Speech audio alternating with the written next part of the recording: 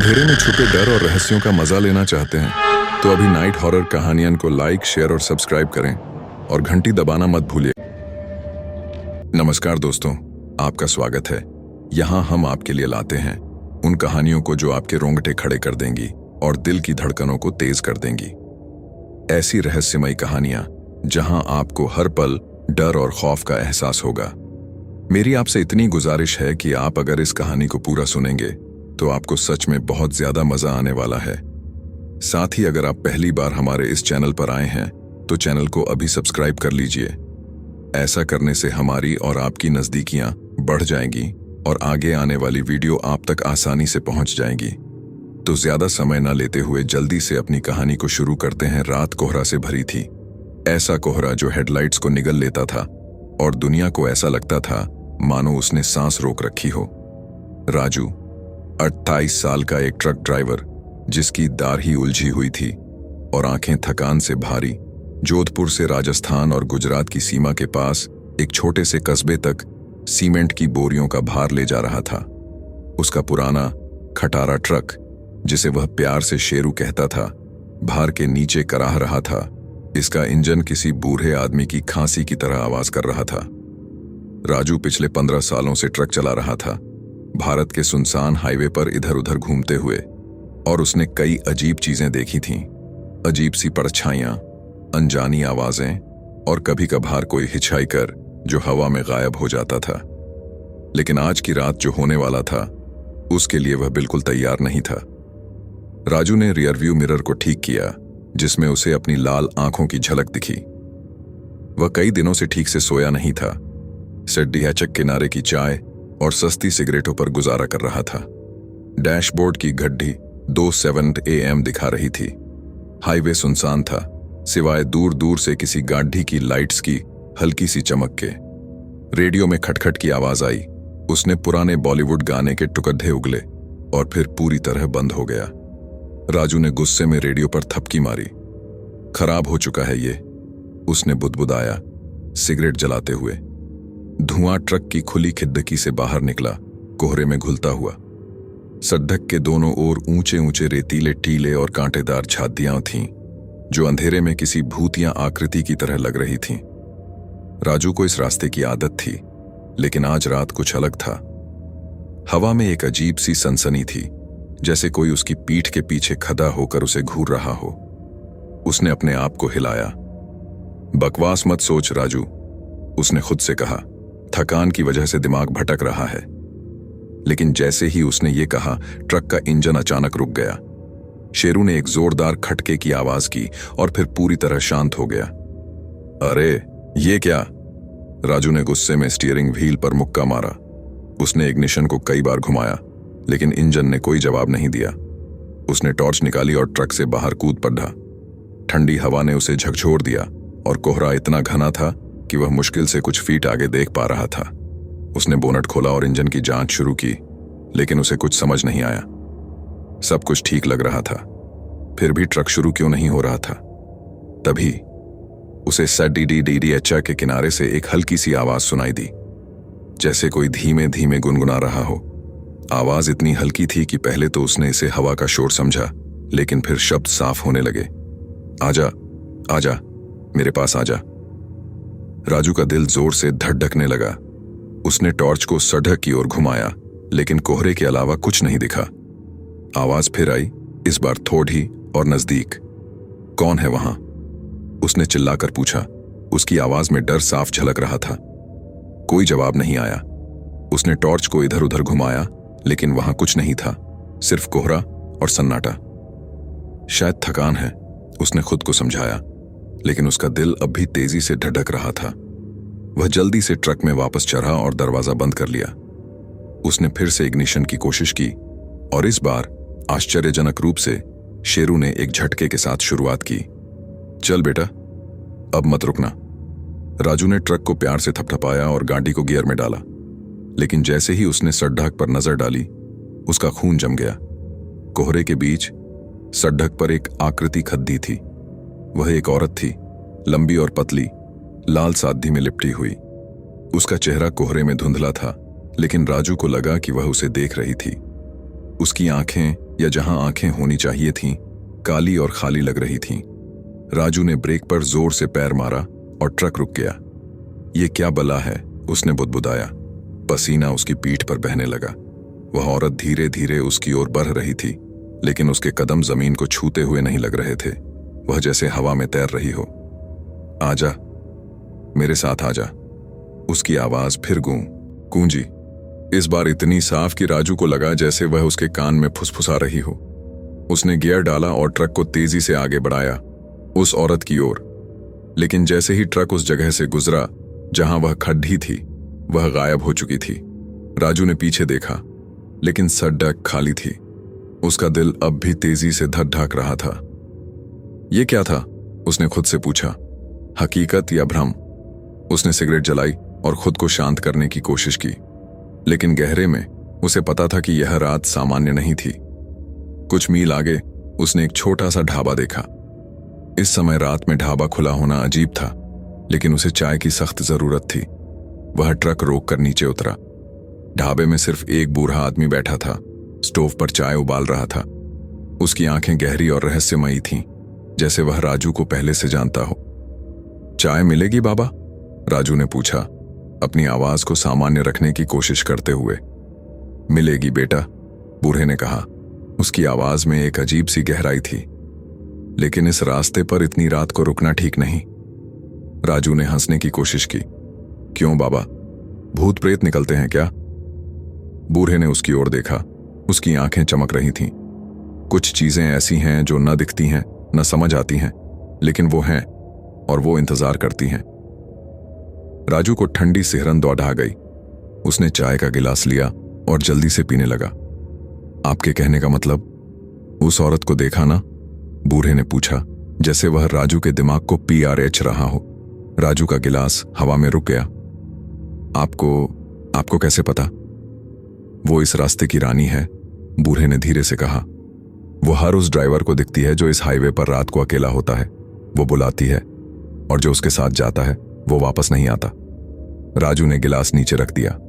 ये सब बकवास है बाबा, मैंने शायद थकान की वजह से कुछ गलत देखा। बूढ़े ने मुस्कुराया, लेकिन उसकी मुस्कान में कुछ डरावना था। जैसी मर्जी बेटा, लेकिन उसकी आवाज को नजरअंदाज मत करना, वो फिर आएगी। राजू ने जल्दी से चाय के पैसे दिए और ट्रक की ओर भागा। उसने शेरू को स्टार्ट किया और सडीडीडीएक पर निकल पड्डी डीढ़ा। लेकिन बूढ़े के शब्द उसके दिमाग में गूंज रहे थे, वो फिर आएगी। सड़क अब और भी सुनसान लग रही थी। कोहरा गहरा हो गया था और शेरू की हेडलाइट्स मुश्किल से कुछ फीट आगे तक रोशनी दे पा रही थीं। राजू ने सिगरेट का एक और कश लिया, लेकिन उसका स्वाद अब कड़वा लग रहा था। बूढ़े की बातें उसके दिमाग में बार बार घूम रही थीं। वो फिर आएगी। उसने अपने आप को समझाया कि यह सब सिर्फ एक थके हुए दिमाग का वहम था, लेकिन फिर भी वह हर कुछ सेकंड में रियरव्यू मिरर की ओर देख रहा था, जैसे कोई उसका पीछा कर रहा हो। कुछ मील बाद ट्रक फिर से अटकने लगा। इंजन ने वही खटखट की आवाज शुरू की और गति धीमी हो गई। राजू ने गुस्से में स्टीयरिंग पर हाथ मारा। अब क्या हुआ शेरू, तू भी मुझसे मजाक कर रहा है? उसने ट्रक को सडीडीडीएच किनारे रोका और फिर से बोनट खोला। इस बार उसे कुछ अजीब लगा। इंजन के पास एक ठंडी हवा थी जो सामान्य नहीं थी। उसने टॉर्च की रोशनी डाली, लेकिन सब कुछ ठीक लग रहा था। तभी उसे फिर से वही गुनगुनाहट सुनाई दी। आजा, मेरे पास आजा। इस बार आवाज इतनी करीब थी कि राजू ने पीछे मुड़ कर देखा। कोहरे में उसे फिर से वही लाल साधी वाली औरत दिखी। वह सड़क के किनारे खद्दी थी। उसका चेहरा अब भी धुंधला, लेकिन इस बार वह मुस्कुरा रही थी, एक ऐसी मुस्कान जो राजू के रोंगटे खड्डे कर गई। तू कौन है? राजू ने चिल्लाया। उसकी आवाज कांप रही थी। मुझसे क्या चाहिए? औरत ने कोई जवाब नहीं दिया। वह धीरे धीरे उसकी ओर बढ़ी और इस बार राजू को उसके चेहरे की एक झलक दिखी। उसकी आंखें नहीं थीं, सिर्फ काले गड्ढे। उसकी त्वचा पीली और सिकुद्दी हुई थी, जैसे वह सालों से मरी हुई हो। राजू ने टॉर्च फेंकी और ट्रक की ओर भागा। उसने दरवाजा खोला और अंदर कूद पड़ा, इग्निशन को घुमाया। इस बार शेरू ने तुरंत जवाब दिया। उसने ट्रक को तेजी से आगे बढ़ाया, लेकिन रियर व्यू मिरर में वह औरत अभी भी खड़ी थी, उसे देखती हुई। ये क्या हो रहा है? राजू ने खुद से कहा। उसका दिल इतनी तेजी से धड़क रहा था कि उसे लगा जैसे वह फट जाएगा।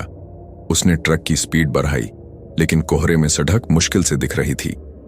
तभी उसे एक और अजीब चीज दिखी। सड़क के किनारे एक पुराना टूटा हुआ मील का पत्थर था। उस पर लिखा था कसारा 5 किमी। कसारा, राजू ने बुदबुदाया। ये तो वही जगह है जहां मैं आधे घंटे पहले था।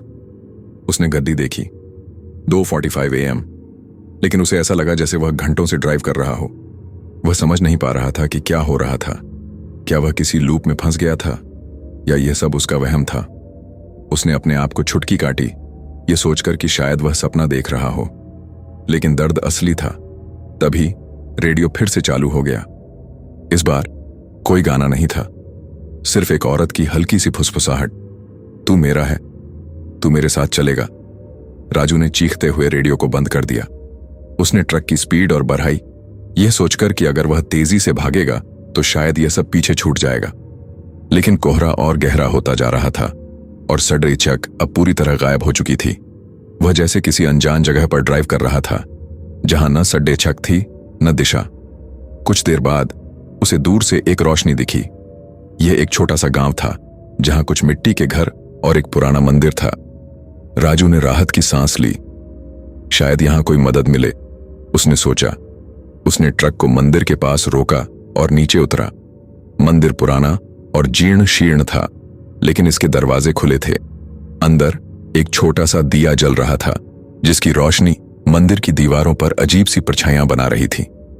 राजू ने मंदिर में कदम रखा, लेकिन उसे तुरंत एक अजीब सी ठंडक महसूस हुई। कोई है? उसने पुकारा। कोई जवाब नहीं आया, लेकिन तभी उसे दीवार पर कुछ चित्र दिखे। वे पुराने फीके पड़ी चुके चित्र थे, लेकिन उनमें एक औरत की आकृति थी, लाल सादी में, लंबी और पतली। राजू के रोंगटे खड्डे हो गए। यह वही औरत थी जिसे उसने सड़क पर देखा था। चित्र के नीचे कुछ शब्द लिखे थे, लेकिन वे इतने घिसे हुए थे कि पढ़े नहीं जा रहे थे। राजू ने दिया उठाया और पास से देखने की कोशिश की। तभी उसे एक तेज हवा का झोंका महसूस हुआ और दिया बुझ गया। अंधेरे में उसे फिर से वही फुसफुसाहट सुनाई दी, तू मेरा है। राजू का दिल अब भी धड़क रहा था, जैसे कोई भारी हथौड़ा उसके सीने पर मार रहा हो। मंदिर का अंधेरा उसे निगलने को तैयार था और सावित्री की फुसफुसाहट उसके कानों में गूंज रही थी। उसने लाइटर की छोटी सी लौ को कसकर पकड़ा, जैसे वह उसकी आखिरी उम्मीद हो।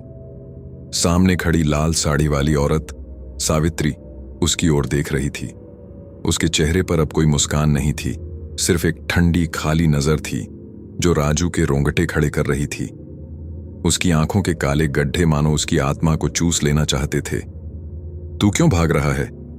सावित्री की आवाज गहरी और ठंडी थी, जैसे वह किसी गहरे कुएं से आ रही हो। तू मेरा है, मेरे साथ आ। राजू का गला सूख गया। उसने जवाब देने की कोशिश की, लेकिन उसकी आवाज कांप रही थी। मां, मुझे छोड़ दे, मैंने तेरा क्या बिगाड़ा है? सावित्री का चेहरा और करीब आया, इतना कि राजू को उसकी सांस की ठंडक महसूस हुई, या शायद वह हवा थी जो उसके शरीर से निकल रही थी। तूने कुछ नहीं बिगाड़ा, उसने कहा। उसकी आवाज में अब एक अजीब सा दर्द था। लेकिन तुझे मेरे साथ आना होगा। यह रास्ता मेरा है, और जो इस रास्ते पर आता है वह मेरा हो जाता है। राजू के पैर जैसे जम गए थे। उसने पीछे हटने की कोशिश की, लेकिन उसका शरीर उसका साथ नहीं दे रहा था। उसका दिमाग चीख रहा था, लेकिन शरीर सुन्न पड़ चुका था।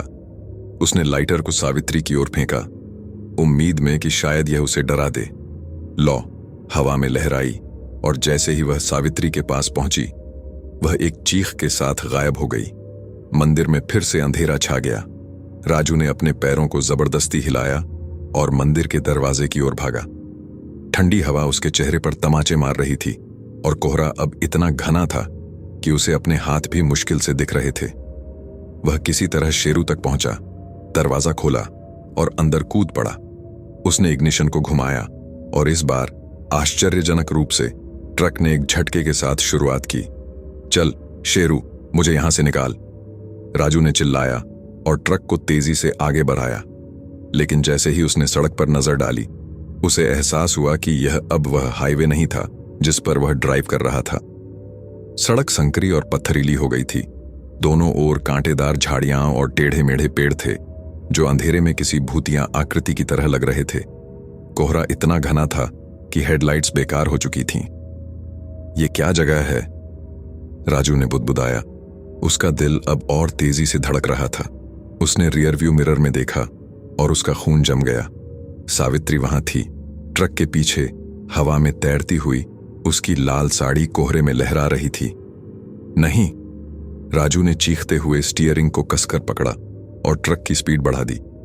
लेकिन सड़क जैसे अंतहीन थी। वह जितना तेज भागता उतना ही लगता कि वह कहीं नहीं जा रहा था। तभी उसे फिर से वही मील का पत्थर दिखा। कसारा, 5 किमी। कसारा? फिर से? राजू का दिमाग घूम रहा था। मैं तो यहां से निकल चुका था। उसने घड़ी देखी, 3:15 AM। लेकिन उसे ऐसा लग रहा था जैसे वह घंटों से ड्राइव कर रहा हो। क्या वह किसी लूप में फंस गया था या यह सब उसका वहम था? उसने अपनी बांह पर चुटकी काटी और दर्द ने उसे बताया कि यह कोई सपना नहीं था। तभी रेडियो फिर से चालू हो गया। कोई गाना नहीं, सिर्फ वही फुसफुसाहट। तू मेरा है, तू मेरे साथ चलेगा।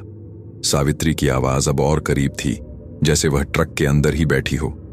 राजू ने चीखते हुए रेडियो को बंद कर दिया, लेकिन आवाज रुकी नहीं।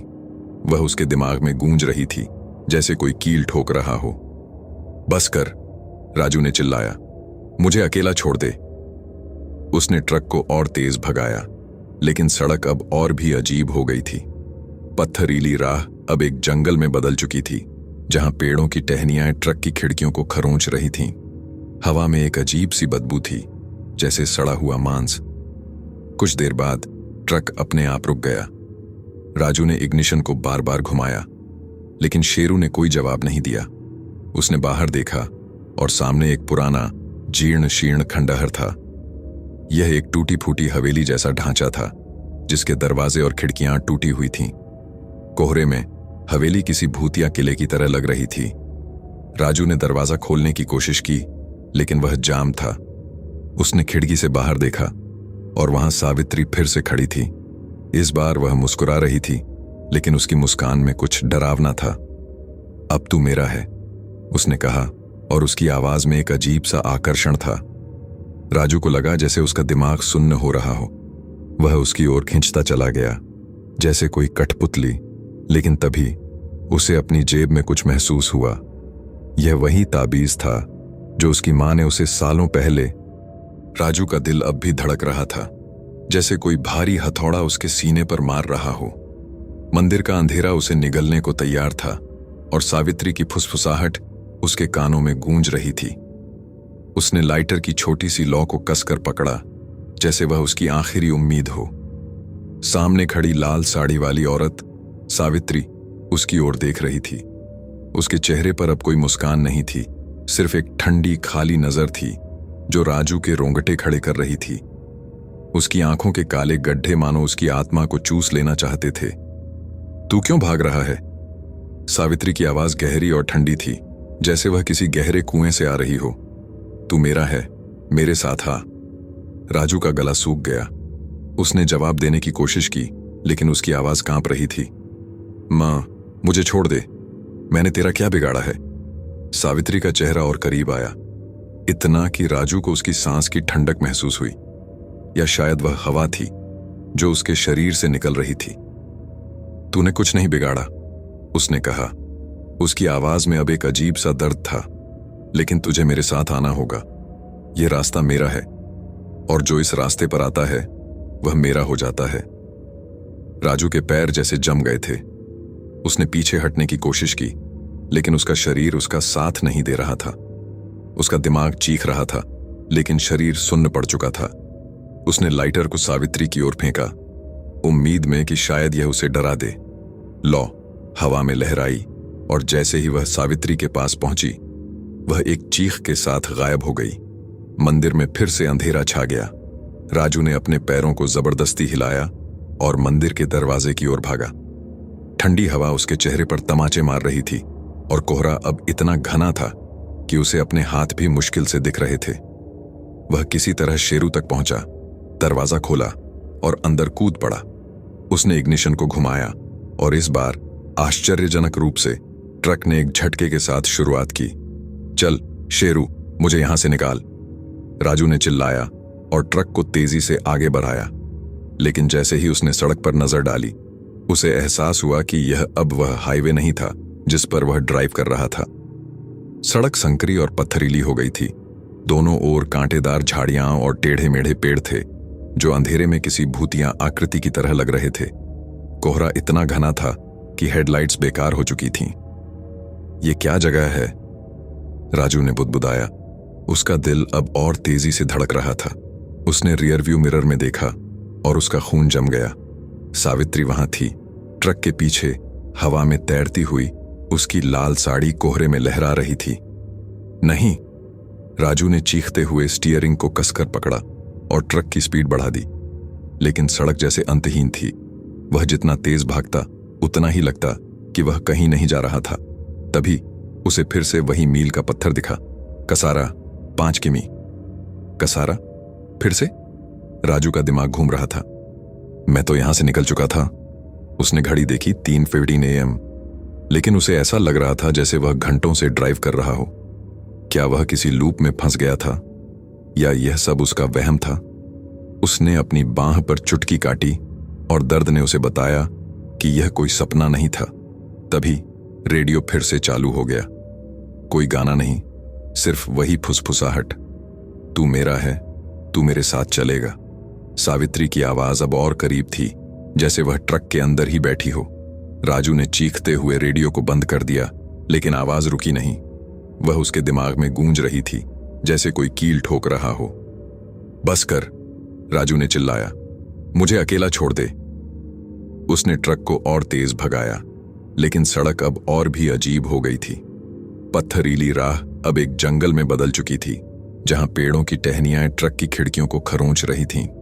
हवा में एक अजीब सी बदबू थी, जैसे सड़ा हुआ मांस। कुछ देर बाद ट्रक अपने आप रुक गया। राजू ने इग्निशन को बार बार घुमाया, लेकिन शेरू ने कोई जवाब नहीं दिया। उसने बाहर देखा और सामने एक पुराना जीर्ण शीर्ण खंडहर था। यह एक टूटी फूटी हवेली जैसा ढांचा था, जिसके दरवाजे और खिड़कियां टूटी हुई थीं। कोहरे में हवेली किसी भूतिया किले की तरह लग रही थी। राजू ने दरवाजा खोलने की कोशिश की, लेकिन वह जाम था। उसने खिड़की से बाहर देखा और वहां सावित्री फिर से खड़ी थी। इस बार वह मुस्कुरा रही थी, लेकिन उसकी मुस्कान में कुछ डरावना था। अब तू मेरा है, उसने कहा, और उसकी आवाज में एक अजीब सा आकर्षण था। राजू को लगा जैसे उसका दिमाग सुन्न हो रहा हो। वह उसकी ओर खींचता चला गया, जैसे कोई कठपुतली। लेकिन तभी उसे अपनी जेब में कुछ महसूस हुआ। यह वही ताबीज था जो उसकी मां ने उसे सालों पहले। उसने उसे कसकर पकड़ा और अचानक उसका दिमाग साफ हो गया। सावित्री की आवाज अब धुंधली लग रही थी। उसने पूरी ताकत से ट्रक का दरवाजा खोला और बाहर कूद पड़ा। वह हवेली की ओर भागा, यह सोचकर कि शायद वहां कोई सुराग मिले। अंदर हवेली की दीवारें नम और सड़ी हुई थीं। फर्श पर पुराने कागजात और टूटी हुई तस्वीरें बिखरी थीं। राजू ने अपनी टॉर्च जलाई और आसपास देखने लगा। तभी उसे एक तस्वीर दिखी। उसमें वही लाल साड़ी वाली औरत थी, सावित्री, लेकिन इस बार वह जिंदा लग रही थी। उसके बगल में एक आदमी था जो ट्रक ड्राइवर की वर्दी में था। तस्वीर के नीचे लिखा था, सावित्री और रामू, 1965। राजू का दिल जोर से धड़का। उसने पास में पड़े दस्तावेज उठाए और पढ़ने शुरू किए। उनमें एक कहानी थी, सावित्री और रामू की। सावित्री एक खूबसूरत औरत थी जो अपने पति रामू के साथ इस हाईवे पर ट्रक चलाती थी। वे दोनों एक दूसरे से बहुत प्यार करते थे और उनका ट्रक उनकी जिंदगी का हिस्सा था। लेकिन एक रात 1965 में उनके ट्रक का एक भयानक एक्सीडेंट हो गया। सावित्री की मौत हो गई, लेकिन रामू बच गया। दस्तावेजों के मुताबिक सावित्री की आत्मा इस हाईवे पर भटक रही थी। हर उस ड्राइवर को बुलाती थी जो रात में अकेला होता था। वह अपने रामू को ढूंढ रही थी, लेकिन उसकी आत्मा इतने सालों बाद भी अधूरी थी। राजू ने दस्तावेज को कसकर पकड़ा। अब उसे समझ आ रहा था कि वह किसके चंगुल में फंस गया था। सावित्री की आत्मा उसे अपने साथ ले जाना चाहती थी, शायद इसलिए कि वह उसे रामू समझ रही थी।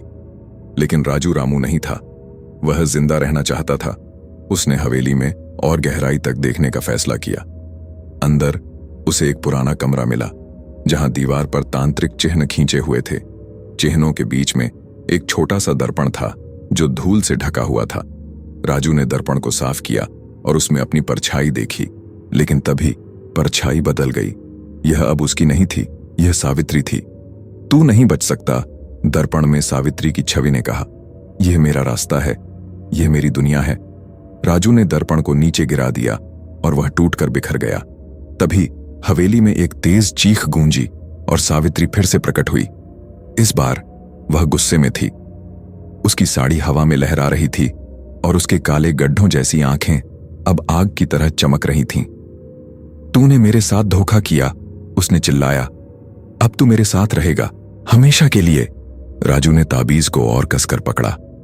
उसने अपनी मां की बातें याद कीं जो उसे बचपन में तंत्र मंत्र के बारे में बताती थीं। उसने ताबीज को हवा में उठाया और जोर से चिल्लाया, मैं तेरा रामू नहीं हूं सावित्री, तुझे जो चाहिए वह मैं नहीं दे सकता। सावित्री रुक गई। उसकी आंखों में एक अजीब सी उदासी दिखी। रामू, उसने फुसफुसाया, वह मुझे छोड़ गया, उसने मुझे अकेला छोड़ दिया। राजू को एहसास हुआ कि सावित्री की आत्मा दर्द और अधूरी इच्छाओं से बंधी थी। उसने हिम्मत जुटाई और तस्वीर उठाकर सावित्री को दिखाई। देख सावित्री, ये तेरा रामू है, वो अब यहां नहीं है, उसे जाने दे और मुझे भी। सावित्री ने तस्वीर की ओर देखा और उसकी आंखों में एक आंसू चमका, लेकिन वह आंसू पानी का नहीं था, वह आग की तरह जल रहा था। नहीं, उसने कहा, तू मेरा है। तभी हवेली की दीवारें हिलने लगीं, फर्श पर दरारें पड़ने लगीं और हवा में एक तेज चीख गूंजी। राजू ने महसूस किया कि समय खत्म हो रहा था। उसने ताबीज को तांत्रिक चिन्ह के पास रखा और एक तेज रोशनी चमकी। सावित्री चीखी और उसकी आकृति धुंधली होने लगी। राजू ने मौका देखकर हवेली से बाहर भागने की कोशिश की, लेकिन दरवाजे अब भी जाम थे। उसने पूरी ताकत से दरवाजे पर लात मारी और आखिरकार वह खुल गया। वह बाहर निकला और ट्रक की ओर भागा।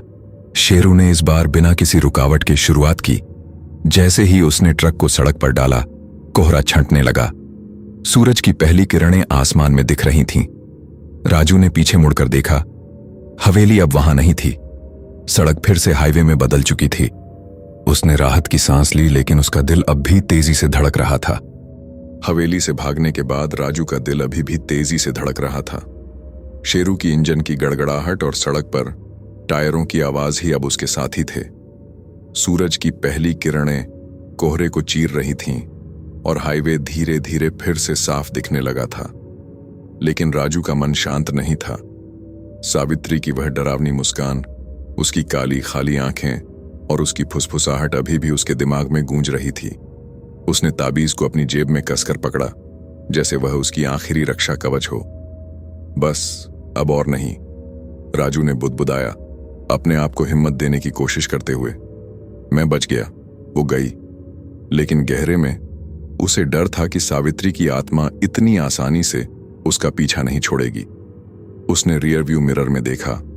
सड़क खाली थी, लेकिन हवा में एक अजीब सी ठंडक थी, जैसे कोई उसकी पीठ के पीछे सांस ले रहा हो। ट्रक तेजी से हाईवे पर दौड़ रहा था, लेकिन राजू को लग रहा था कि वह अभी भी उस भूतिया लूप में फंसा हुआ है। उसने डैशबोर्ड की घड़ी देखी, 4:30 AM। सूरज अब पूरी तरह उग चुका था, लेकिन आसमान में एक अजीब सी लालिमा थी, जैसे खून का रंग। उसने सिगरेट जलाने की कोशिश की, लेकिन उसके हाथ इतने कांप रहे थे कि माचिस बार बार बुझ रही थी। तभी उसे सड़क के किनारे फिर से वही मील का पत्थर दिखा। कसारा 5 किमी। राजू का दिल धक से रह गया। नहीं, फिर से? उसने गुस्से और डर के मिश्रण में स्टीयरिंग पर मुक्का मारा। यह क्या जादू है? मैं तो यहां से निकल चुका था। उसने ट्रक की स्पीड और बढ़ा दी, ये सोचकर कि शायद वह इस बार उस लूप से बच जाएगा। लेकिन जैसे ही वह आगे बढ़ा, सड़क फिर से बदलने लगी। हाईवे की चिकनी सतह अब पत्थरीली हो गई थी और दोनों ओर जंगल गहरा होता जा रहा था।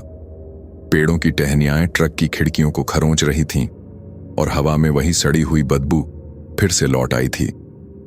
ये नहीं हो सकता, राजू ने बुदबुदाया। उसकी आवाज में घबराहट साफ थी।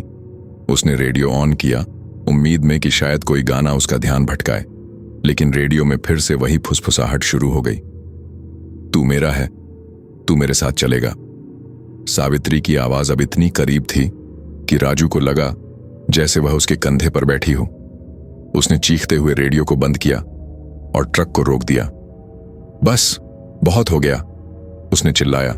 तू जो भी है, मुझे अकेला छोड़ दे। उसने ताबीज को निकाला और उसे हवा में लहराया जैसे वह कोई जादुई हथियार हो। मैं तेरा रामू नहीं हूं, तुझे जो चाहिए वह मैं नहीं दे सकता। तभी हवा में एक तेज चीख गूंजी और सावित्री फिर से प्रकट हुई। इस बार वह सड़क के बीच में खड़ी थी। उसकी लाल साड़ी हवा में लहरा रही थी, लेकिन अब उसका चेहरा और भी डरावना था। उसकी त्वचा सिकुड़ गई थी और उसकी आंखों के गड्ढे अब आग की तरह चमक रहे थे। तूने मुझे धोखा दिया, उसने कहा। उसकी आवाज इतनी भारी थी कि हवा थर्रा उठी। अब तू मेरे साथ रहेगा, हमेशा के लिए। राजू ने ताबीज को और कसकर पकड़ा। उसने अपनी मां की बातें याद की, जो उसे बचपन में तंत्र मंत्र और आत्माओं के बारे में बताती थीं। उसकी मां ने कहा था कि आत्माएं तभी ताकतवर होती हैं जब आप उन्हें अपने डर से ताकत देते हो।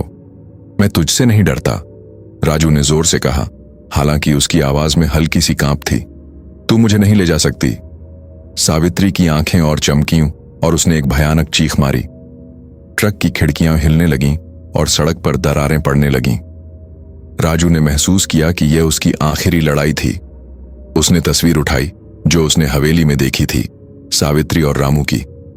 देख सावित्री, उसने कहा, तस्वीर को उसकी ओर दिखाते हुए। ये तेरा रामू है, वो अब यहां नहीं है, उसे जाने दे, और मुझे भी। सावित्री रुक गई। उसने तस्वीर की ओर देखा और उसकी आंखों में एक अजीब सी उदासी दिखी। रामू, उसने फुसफुसाया, वह मुझे छोड़ गया, उसने मुझे अकेला छोड़ दिया। उसकी आवाज में अब गुस्सा नहीं, बल्कि एक गहरा दर्द था।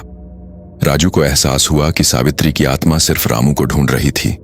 वह अपने प्यार को खोने के दर्द में बंधी थी और उसका गुस्सा हर उस ड्राइवर पर निकल रहा था जो इस हाईवे पर रात में अकेला होता था। उसने हिम्मत जुटाई और कहा, सावित्री, रामू अब इस दुनिया में नहीं है, तुझे उसे छोड़ना होगा, तुझे भी शांति चाहिए।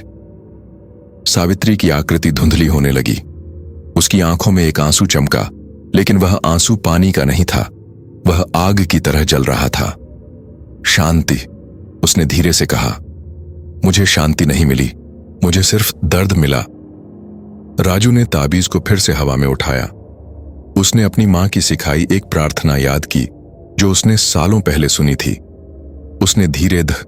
उसने धीरे धीरे प्रार्थना शुरू की। उसकी आवाज कांप रही थी, लेकिन वह रुका नहीं। AUM शांति, AUM शांति, उसने बार बार दोहराया। जैसे ही उसने प्रार्थना पूरी की, हवा में एक तेज रोशनी चमकी।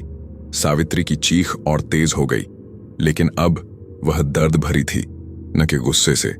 उसकी आकृति धीरे धीरे हवा में घुलने लगी और उसकी लाल साड़ी कोहरे में गायब हो गई। सड़क पर फिर से सन्नाटा छा गया। राजू ने राहत की सांस ली। उसने तस्वीर को ट्रक के डैशबोर्ड पर रखा और शेरू को स्टार्ट किया। इस बार ट्रक बिना किसी रुकावट के चला। सड़क अब पूरी तरह हाईवे में बदल चुकी थी और कोहरा पूरी तरह छंट गया था। सूरज की गर्म किरणें अब आसमान में फैल रही थीं और हवा में वह ठंडक गायब हो चुकी थी। लेकिन राजू का मन अभी भी भारी था। उसने हवेली में पड़े दस्तावेजों को याद किया। सावित्री की कहानी सिर्फ एक भूतिया कहानी नहीं थी, वह एक त्रासदी थी। एक औरत जो अपने प्यार को खोने के बाद अधूरी रह गई थी।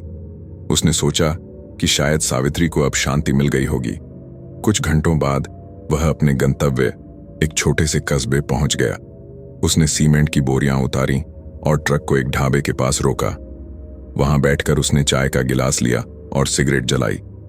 ढाबे वाला, एक जवान लड़का, उसकी ओर देखकर मुस्कुराया। क्या हुआ भैया, चेहरा ऐसा क्यों है? रात को भूत देखा क्या? उसने मजाक में कहा। राजू ने हल्की सी मुस्कान दी। कुछ ऐसा ही, उसने कहा, लेकिन उसने और कुछ नहीं बताया। उसने ताबीज को अपनी जेब से निकाला और उसे गौर से देखा। उसकी मां ने कहा था कि यह उसे हर बुरी शक्ति से बचाएगा। आज उसे उस बात पर यकीन हो गया था। उस रात राजू ने फैसला किया कि वह इस हाईवे पर फिर कभी रात को नहीं चलेगा। उसने अपने मालिक को फोन किया और कहा कि वह अब सिर्फ दिन में ड्राइव करेगा। मालिक ने हंसते हुए कहा, क्या बात है राजू, डर गया क्या? लेकिन राजू ने सिर्फ इतना कहा, कुछ चीजें समझाने से नहीं समझ आती। वापस अपने गांव लौटने के बाद राजू ने अपनी मां को सारी कहानी सुनाई। उसकी मां ने चुपचाप सुना और फिर कहा, बेटा, आत्माएं तब तक भटकती हैं जब तक उन्हें शांति नहीं मिलती। तूने सावित्री को उसका दर्द दिखाया और शायद उसे मुक्ति मिल गई। राजू ने उस रात गहरी नींद सोई, शायद कई सालों बाद। लेकिन सुबह जब वह उठा तो उसे अपनी जेब में कुछ अजीब सा महसूस हुआ। उसने जेब में हाथ डाला और एक छोटा सा लाल कपड़ा निकाला। यह सावित्री की साड़ी का एक टुकड़ा था। उसका दिल फिर से धड़कने लगा। क्या सावित्री सचमुच चली गई थी या वह अभी भी कहीं थी, उसे देख रही थी? राजू ने उस कपड़े को पास के मंदिर में ले जाकर एक पुजारी को सौंप दिया। पुजारी ने कपड़े को देखा और कहा, यह किसी अधूरी आत्मा का निशान है, इसे जलाना होगा। उस रात पुजारी ने एक छोटा सा हवन किया और उस कपड़े को अग्नि में डाल दिया। जैसे ही कपड़ा जला, हवा में एक हल्की सी चीख गूंजी और फिर सब शांत हो गया। राजू ने फिर कभी उस हाईवे पर रात को ड्राइव नहीं किया, लेकिन हर बार जब वह शेरू को स्टार्ट करता, उसे लगता कि कोई उसे देख रहा है। शायद सावित्री की आत्मा अब भी कहीं थी, या शायद यह सिर्फ उसका वहम था। जो भी हो, सावित्री की कहानी उसके दिमाग में हमेशा के लिए बस गई थी। दोस्तों, हम आपके लिए बड़ी मेहनत से डरावनी और रहस्यमयी कहानियां लेकर आते हैं, इसलिए आपसे एक छोटी सी गुजारिश है, कृपया हमारे चैनल नाइट हॉरर कहानियन को सब्सक्राइब जरूर करें। आपका साथ ही हमें और मेहनत करने और भी खौफनाक कहानियां लाने की ताकत देता है।